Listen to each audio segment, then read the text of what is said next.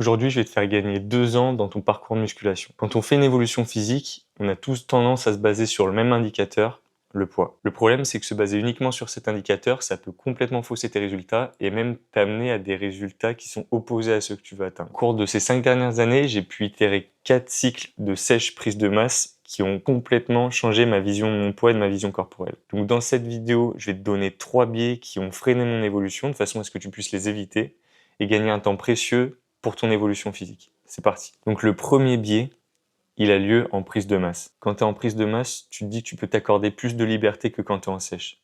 Mais en réalité, c'est complètement l'inverse. Et si tu regardes seulement ton poids, tu ne t'en rends même pas compte. Tu dois être en surplus calorique, ok, mais à ce moment-là, tu relâches complètement ta discipline en général.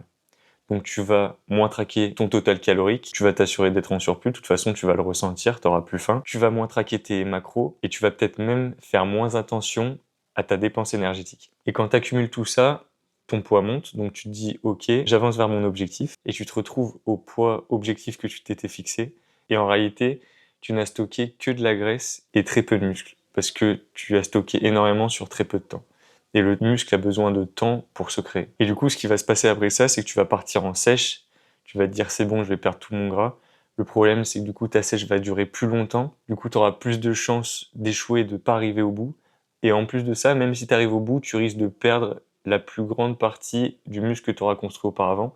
Du coup, tu vas retomber au point zéro. Donc, pour régler ça, ce que je conseille, c'est toujours surveiller ta composition corporelle et surtout ton esthétique, notamment via des photos avec des avant-après, avec une photo que tu peux prendre toutes les semaines ou tous les mois, pas obligé d'en prendre trop souvent. Et si tu en as l'opportunité, évaluer et surveiller l'évolution de ta masse graisseuse via une balance impédance mètre si tu en as une. Mais le principal dans tout ça, c'est d'éviter que ta masse grasse monte trop vite. On a vu le premier point qui était pendant la prise de masse, maintenant on va aborder le deuxième, qui est la suite logique, qui est pendant ta sèche. Pendant ta sèche, si tu te fixes uniquement un objectif de poids, tu vas avoir tendance à sous-estimer la quantité de masse corporelle que tu dois perdre. C'est ce qui m'est arrivé. Au cours de ma 3e sèche, j'étais à 80 kg. Je me suis dit, je vais descendre à 75 et je serai bien. J'étais bien.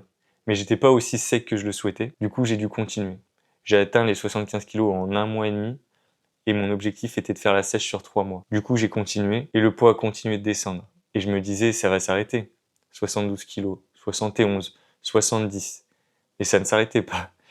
Et au bout d'un moment, la sèche s'arrête, je pars en reverse, régime inversé, et là, ça continue de descendre. Jusqu'à ce que je descende à 68 kg. À aucun moment, je pensais devoir descendre aussi bas pour atteindre une composition corporelle qui me satisfasse. Et donc ça, c'est notamment dû au fait que la masse musculaire, la masse sèche, est plus dense que la masse graisseuse.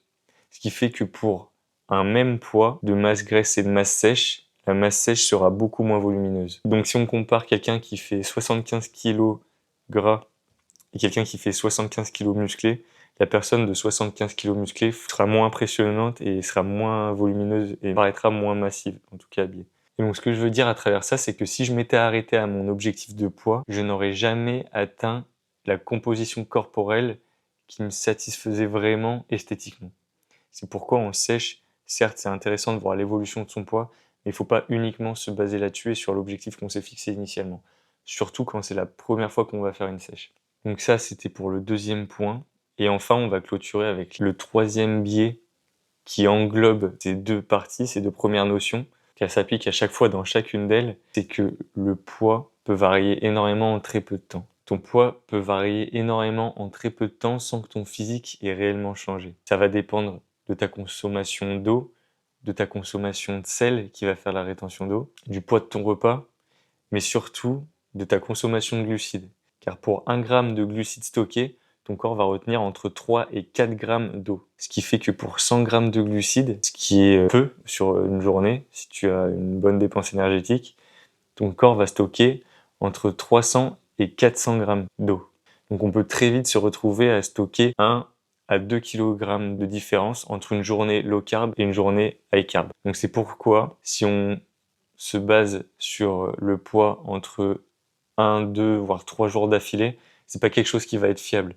Parce que si tu vides tes stocks en glycogène et en eau, le temps que ça remonte au poids stabilisé, tu vas en avoir pour 2, 3, 4 jours parfois. C'est pourquoi, pour vraiment se fier à son poids, il est nécessaire de faire une tendance sur 4 à 6 jours de façon à être sûr que le poids est fiable et représentatif de ton physique. Que ce soit pour une évolution à la baisse, à la hausse, mais aussi pour une stabilité, pour un maintien, une maintenance. Donc voilà pour les 3 biais que je voulais te communiquer. Donc pour récapituler, n'oublie pas que le poids est un indicateur, mais pas une fin en soi.